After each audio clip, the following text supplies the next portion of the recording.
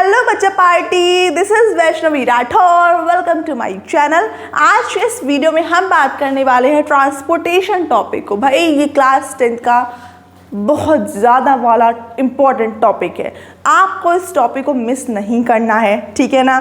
Previous video में हमने nutrition और रेस्पिरेशन टॉपिक को अच्छे से डन कर लिया है ना। अब बारी आती है ट्रांसपोर्टेशन टॉपिक को, तो इसको भी हम बहुत अच्छे से बहुत डिटेल में डिस्कस करेंगे, क्योंकि मैंने आपसे बोला ये टॉपिक बहुत ज़्यादा इंपॉर्टेंट है। ऐसा नहीं है न्यूट्रिशन रेस्पिरेशन इंपॉर्टेंट नहीं, वो भी बहुत इंपॉर्टेंट है, बट ये भी इंपॉर्टेंट है। ओवरऑल मैं कहना ये चाहती हूँ कि लाइफ प्रोसेस चैप्टर ही बहुत ज़्यादा इंपॉर्टेंट है। इस पूरे चैप्टर को तो मिस करना नहीं है, उससे बहुत अच्छे क्वेश्चंस बनते हैं, बहुत इजी क्वेश्चंस बनते हैं, ठीक है ना।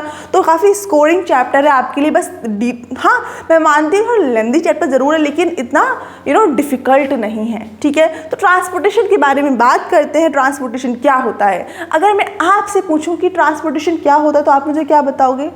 मैम, ट्रांसपोर्टेशन का मतलब ये होता है कि हम किसी चीज़ को एक जगह से दूसरी जगह लेके जाते हैं।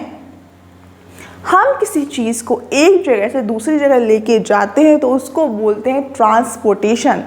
उसको बोलते हैं ट्रांसपोर्टेशन। लेट्स से ये दो पॉइंट हैं ए एंड बी, ठीक है। अब आपको कोई भी चीज़, लेट्स से ये आपकी बॉल है, ठीक है, बॉल। अब आपको इस बॉल को, लेट्स से यहाँ पर राम और श्याम है, रामू श्यामू, रामू श्यामू, ठीक है। ये दोनों प्यारे से क्यूट से बच्चे हैं। अब ये बॉल खेल रहे हैं, तो ये बॉल को एक रामू यहाँ से थ्रो करता है, फिर इसको थ्रो करता है। तो मतलब कहने का ये है, रामू ने इस बॉल को यहाँ पहुँचाया, तो उसने क्या किया, बॉल का ट्रांसफ़र किया, बॉल को एक प्लेस से दूसरी प्लेस पर ले गया, बॉल को ए पॉइंट से बी पॉइंट पर ले गया रामू। तो इसका मतलब ये हुआ कि हम किसी चीज़ का ट्रांसपोर्ट कर रहे हैं, हम यहाँ पर बॉल का ट्रांसपोर्ट कर रहे हैं, राइट। कैसे कर रहे हैं? हम बॉल को ए पॉइंट से बी पॉइंट पर लेके जा रहे हैं। हम बॉल को ए पॉइंट से बी पॉइंट पर लेके जा रहे हैं। मैं अभी यहाँ पर खड़ी हूँ, अब मैं यहाँ पर आ जाऊँ, मैंने अपने आप को ए पॉइंट से, लेट्स से वो मेरी पॉइंट ए है, ये पॉइंट बी है, तो मैं खुद को ए पॉइंट से बी पॉइंट पे लेके आई, तो इसको बोलते हैं ट्रांसपोर्ट करना। एंड जिस प्रोसेस के थ्रू ये ट्रांसपोर्ट हो रहा है उसको बोलते हैं ट्रांसपोर्टेशन। क्या समझे? उसको बोलते हैं ट्रांसपोर्टेशन। ट्रांसपोर्टेशन बोले तो एक ऐसी प्रोसेस जिसमें हम लोग किसी भी सब्सटेंस का मूवमेंट करवाते हैं, ठीक है ना। तो इसको बोलते हैं ट्रांसपोर्टेशन। क्लियर? अब हम बेसिकली पढ़ क्या रहे हैं? हम पढ़ रहे हैं बायो।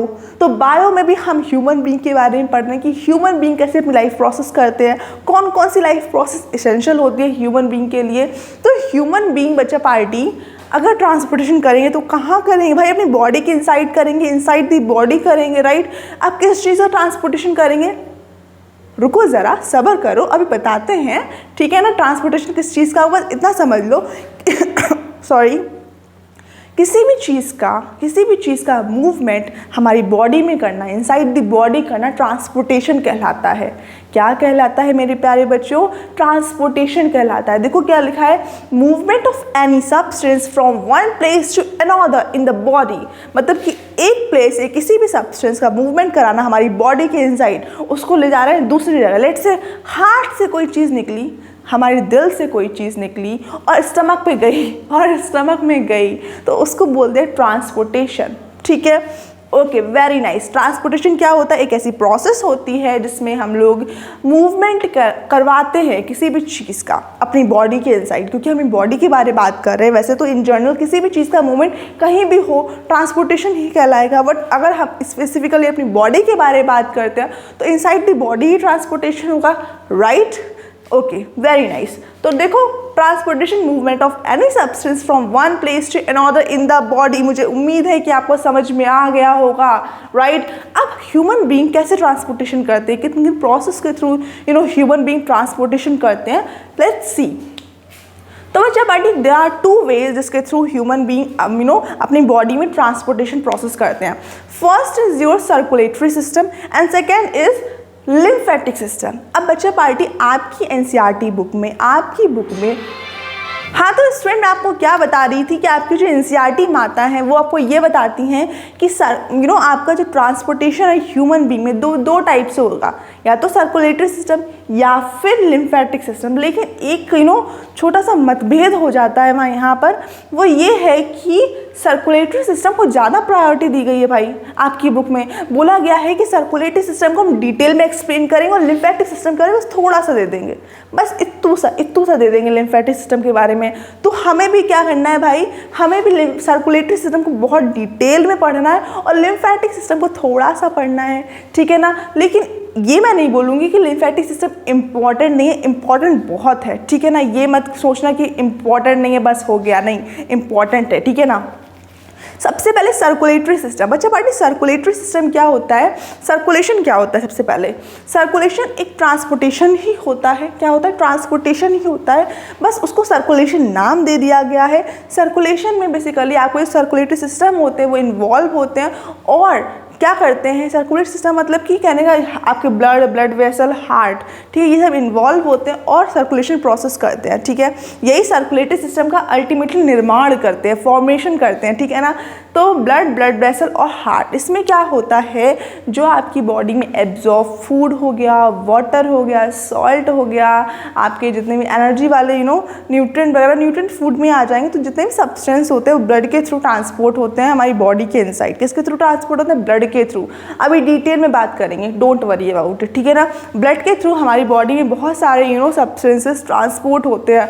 ब्लड आपका जो होता है वो बेसिकली प्लेटलेट्स, WBC, RBC और आपका प्लाज्मा, इन सब से मिलके बना हुआ होता है।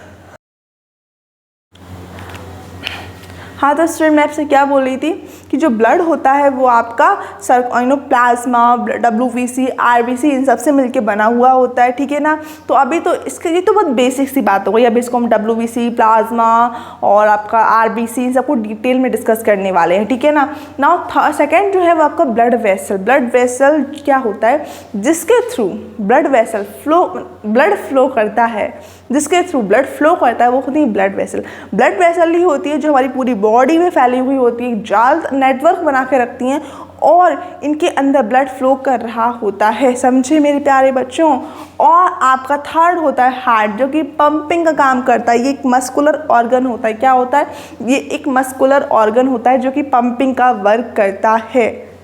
Got it now. तो क्या लिखेंगे यहाँ पर, this is your muscular organ. Muscular organ जो कि क्या करता है, पंपिंग करता है ब्लड की, pumping of blood, pumping of blood. Got it, okay student. तो ये वर्क होता है आपका हार्ट का। हार्ट एक मस्कुलर ऑर्गन होता है जो कि पंपिंग करता है। अभी बहुत डिटेल में इसको समझना है, मैं आपको बेस्ट ट्रिक के साथ इसको एक्सप्लेन करूंगी ताकि आपको कभी भी फ्यूचर में कन्फ्यूज़न ना रहे। फ्यूचर में अभी बोर्ड एग्जाम में जो पेपर दोगे ना आप, उसमें आपको कोई कन्फ्यूज़न ना रहे, मैं आपको वैसा एक्सप्लेन कर दूँगी, ठीक है ना। नाउ सेकेंड जो होता है वो लिम्फेटिक सिस्टम होता है। इसमें लिम्फ और लिम्फ वेसल के बारे में पढ़ना है। क्या होता है लिम्फ, क्या होती है लिम्फ वेसल, अभी वेट करो, हम बहुत अच्छे से बहुत डिटेल में इसको समझेंगे, ठीक है ना। आप सबसे पहले देखो, मैंने सोचा क्या है कि आज के इस वीडियो में मैं आपको ब्लड वेसल के बारे में, जो कि ये है आपका ये वाला टॉपिक आज डन करा दूंगी ब्लड वेसल का। फिर नेक्स्ट वीडियो में हम ब्लड के बारे में बहुत अच्छे से पढ़ेंगे, हार्ट के बारे में पढ़ेंगे। देन फिर इसको भी मैं उसी ब्लड के बाद इसको लिम्फेटिक सिस्टम को भी कवर कर दूंगी, ठीक है ना। तो उसके टेंशन मत लो, क्योंकि लिम्फेटिक सिस्टम बहुत छोटा सा, उसको कोई समझाने के लिए मुझे स्पेसिफिक वीडियो नहीं बनानी पड़ेगी, ठीक है। लिम्फेटिक सिस्टम मैं आपको कहीं भी एक्सप्लेन कर दूंगी, बट आपको ब्लड वेसल के बारे में अलग अलग वीडियो, ब्लड और हार्ट के बारे में अलग अलग वीडियोस दूंगी। पता है क्यों, क्योंकि ब्लड भी बहुत इंपॉर्टेंट है भाई, आपका हार्ट भी बहुत इंपॉर्टेंट है। तो दोनों को एक अच्छे लेक्चर्स मिलने चाहिए, ठीक है। ओके, नाउ सबसे पहले बात करते हैं ब्लड वेसल। क्या होती है blood vessel? Ma'am blood vessel एक ऐसी वेसल होती है जिसमें ब्लड फ्लो करता है, right. Blood vessel are pipe like structure. Pipe होते, छोटे छोटे पाइप होते हैं जिसमें क्या होता है, आपका ब्लड फ्लो करता है। क्या फ्लो करता है, ब्लड फ्लो करता है। किसमें फ्लो करता है, आपकी ब्लड वेसल में फ्लो करता है, ठीक है। नाउ ब्लड वेसल होती हैं तीन, मेन जो टाइप है वो 3 हैं, artery, when capillary, artery, when, capillary, artery, when, capillary. ठीक है ना। सबसे पहले बात करते हैं आर्टरी के बारे में। भाई आर्टरीज जो होती हैं वो आपकी थिन होती हैं। क्या होती है? थिन पाइप होते हैं, थिन। ठीक है। मस्कुलर ट्यूब्स होती हैं, मस्कुलर ट्यूब मतलब मसल्स की मिलके बनी होती हैं, मस्कुलर ट्यूब्स होती हैं, राइट। जो कि ऑक्सीजनेटेड ब्लड मतलब कि ऐसा ब्लड जिसमें ऑक्सीजन प्रेजेंट होता है, उनको कैरी करती हैं। एक ऐसा ब्लड जिसमें ऑक्सीजन प्रेजेंट होता है, ठीक है, तो उस ब्लड को बोलते हैं ऑक्सीजनेटेड ब्लड, उसको कैरी करती है। ठीक है। नाउ ये आपकी जो आर्टरीज होती हैं, अगर मैं बात करूँ सबसे बड़ी आर्टरी के बारे में तो वो है एओर्टा। क्या है? एओर्टा। एओर्टा जो है वो आपकी लार्जेस्ट आर्टरी होती है। ठीक है ना। क्या होती है? लार्जेस्ट आर्टरी होती है, जो कि क्या करती है? ब्लड को कैरी करती है, और ये क्या करती है? ब्लड से हार्ट से बच्चा पार्टी लेट से ये है आपका हार्ट, इससे दूर जाती है। ठीक है।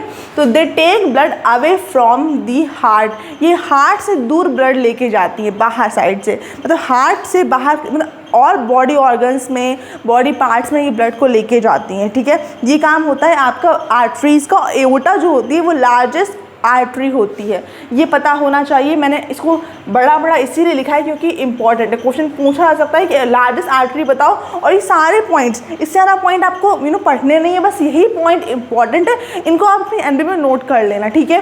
They take blood away from the heart, clear हो गया। हार्ट से ब्लड बाहर ले जाती है। हार्ट कैसा दिखता है, क्या क्या होता है, कितने चैम्बर्स होते हैं, कौन कौन सी आर्टरी, जो कौन कौन सी आर्टरी वेन होती है जो उससे लिंक होती है, क्या उनके कोई स्पेसिफिक नेम है, सबके बारे में बात करेंगे। ठीक है। They have thick elastic wall, इनकी जो वॉल होती है ना, वॉल मतलब कि ये दीवार, ये अंदर वाली थिक होती है। वाई?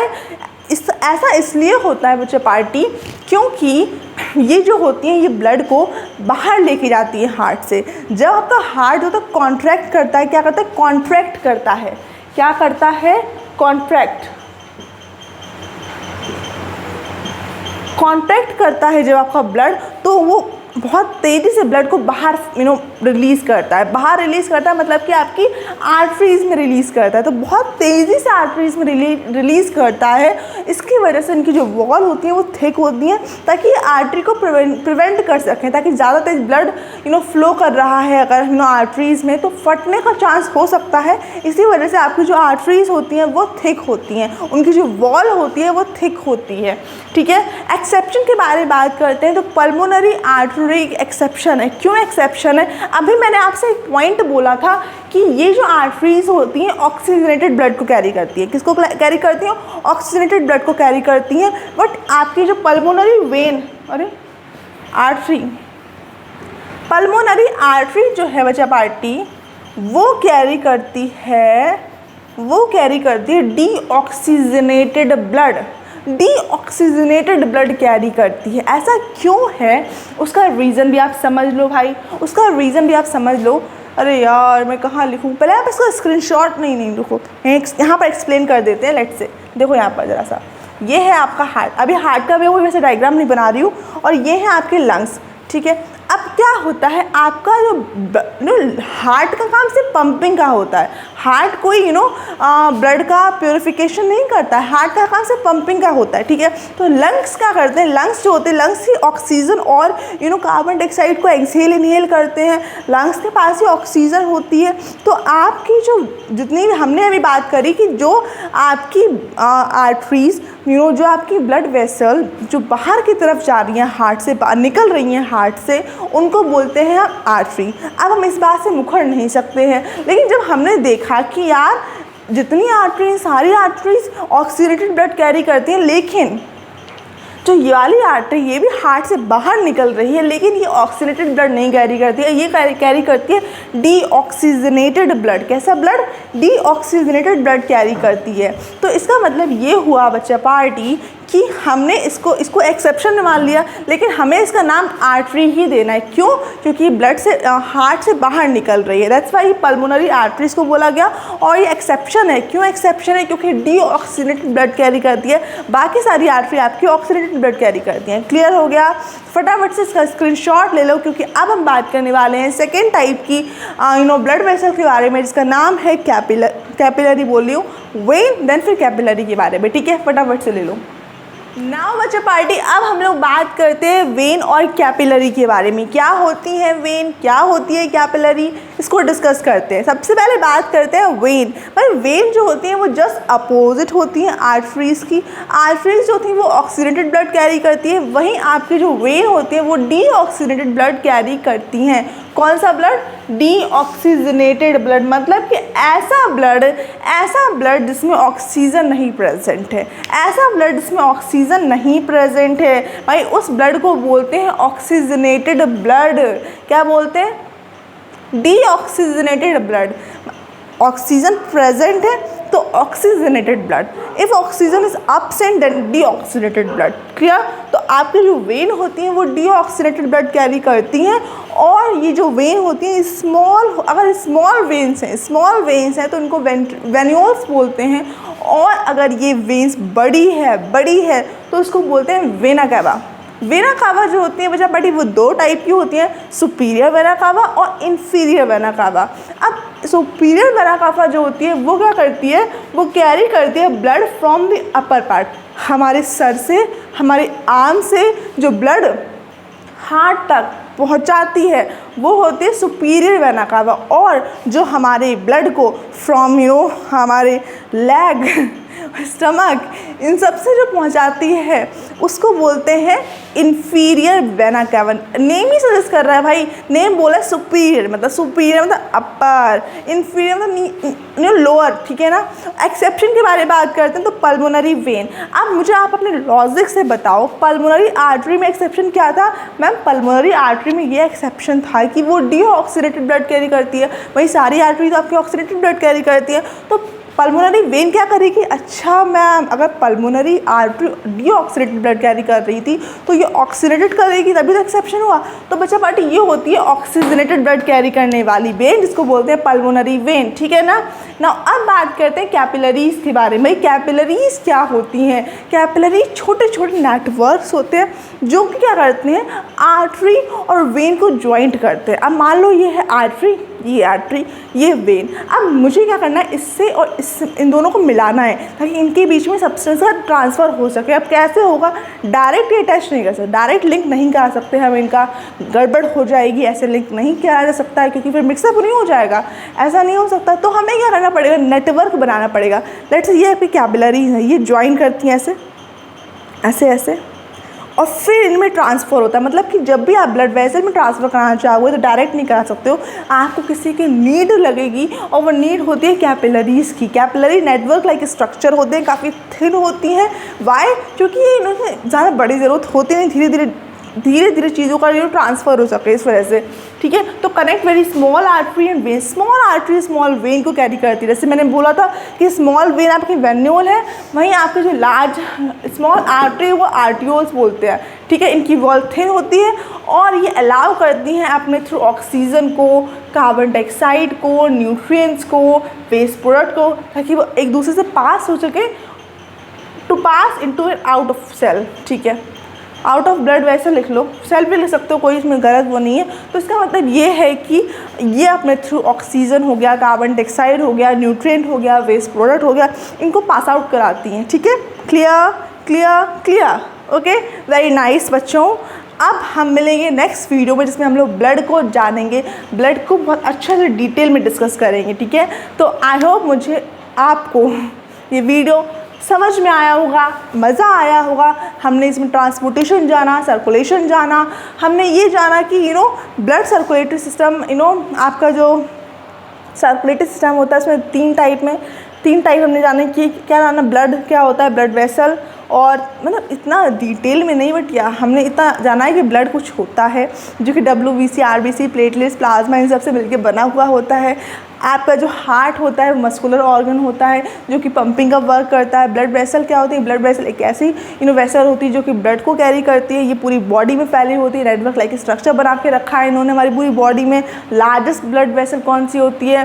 और आपकी स्मॉलेस्ट ब्लड वेसल को क्या बोलते हैं, मतलब लार्जेस्ट मतलब वेन्स के पर्सपेक्टिव है और आर्टरीज़ के पर्सपेक्टिव से, ठीक है। तो इन सब के बारे में बहुत अच्छे से हमने बात करी है, मुझे उम्मीद है आपको समझ में आ गया होगा।